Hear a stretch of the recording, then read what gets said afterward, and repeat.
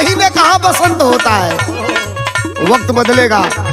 सुनिए, ये लाइन मैं आपके बीच में रख रहा हूं। क्या फेल है ये सरकार काम, सब फेल है ये सरकार काम, सब वीक हो गया। तब भर्ती जितनी आई सबका पेपर लीक हो गया। वो भर्ती जितनी आई सबका पेपर इस सरकार में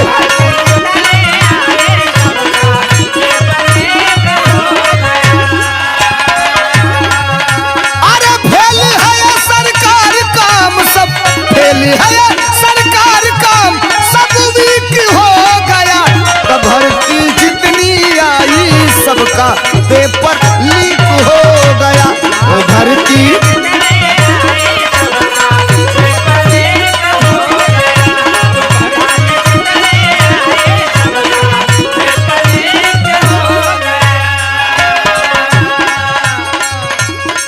ये सरकार 3-4 लोगों को छोड़ी है कि आप केवल सार्वजनिक प्लेस पे जाना, मीडिया के सामने जाना, तो दुनिया का जो सबसे बड़ा झूठ ना बोला गया हो उसको तुम बोलना,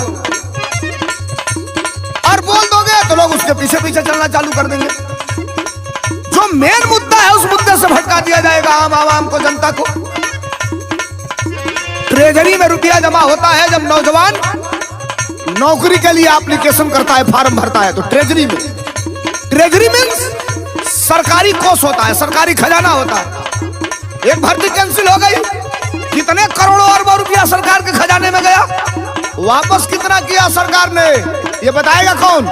ये जिम्मेदारी तुम्हारी है, और नहीं तो तुम भी उसी श्रेणी में खड़े हो जिस श्रेणी को मैं कहना नहीं चाहता आपके बीच में। हो क्या रहा है? बड़े बड़े दावे हैं बस और हवा हवाई भाषण है।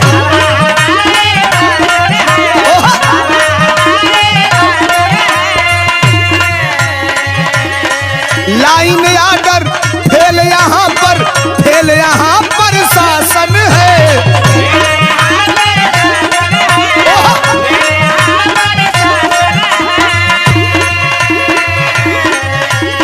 बड़े बड़े दावे हैं बस और हवा हवाई भाषण है।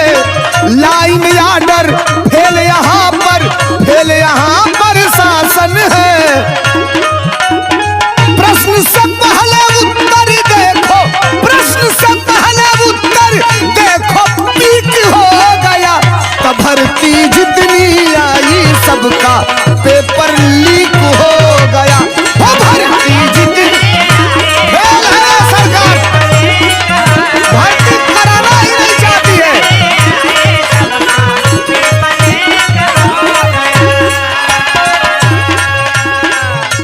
इस देश और प्रदेश में बड़े बड़े प्रधानमंत्री और बड़े बड़े मुख्यमंत्री को भी हम लोगों ने देखा है, नैतिकता रहती थी, सुविचार रहता था। इतना ही नहीं, विपक्ष को अपनी बात कहने का पूरा मौका मिलता था, और अगर विपक्ष मुख्यमंत्री और प्रधानमंत्री के सामने रहता था तो शालीनता से प्राइम मिनिस्टर और चीफ मिनिस्टर उसकी बात सुनकर उसके समस्या का समाधान करता था। यहाँ तो डिक्टेटरशिप है साहब, मुकदमा लिखवाओ, गोली मरवाओ, जेल भेजो, ये है। सुनिए, केवल हमारा नुकसान नहीं कर रहे हो तुम, नुकसान किसका हो रहा है मास्टर? राजा अगर घमंडी है तो नाश राज का होता है। राजा के चलते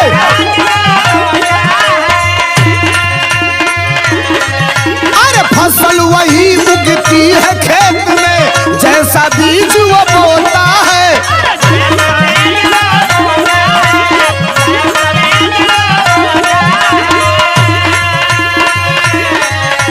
अरे राजा अगर घमंडी है तो नाश राज का होता है।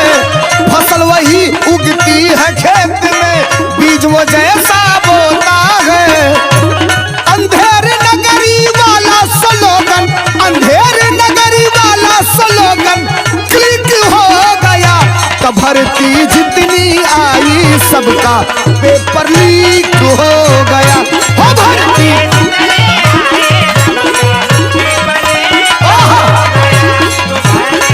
इस सरकार में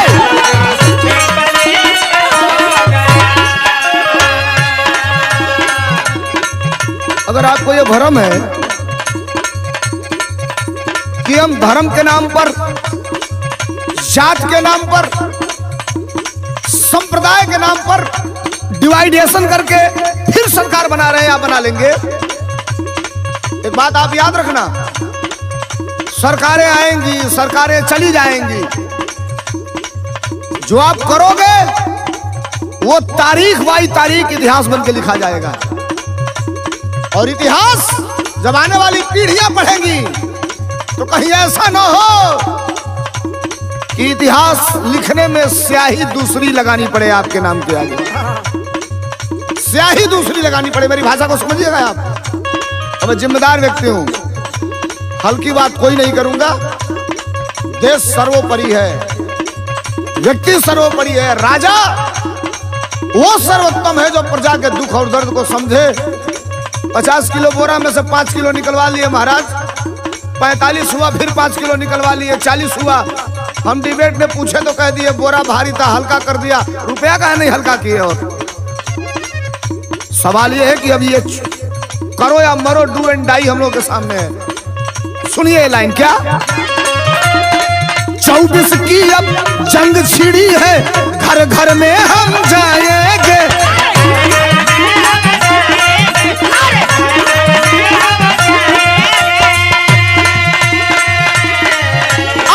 बहुरूपियों के शासन को हम अब की यहाँ भगाएंगे।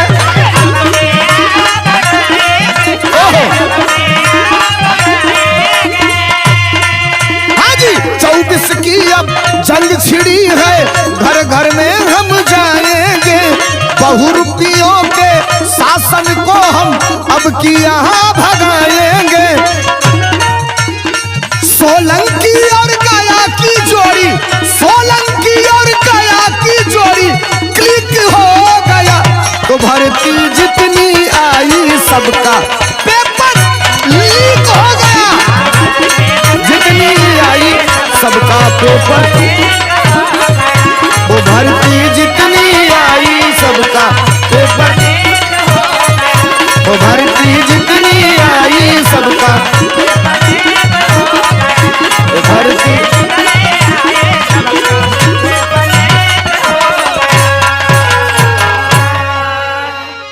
पूरे सरकार में इन लोगों का लीकेज बंद नहीं हुआ, पता नहीं कैसा लीकेज है।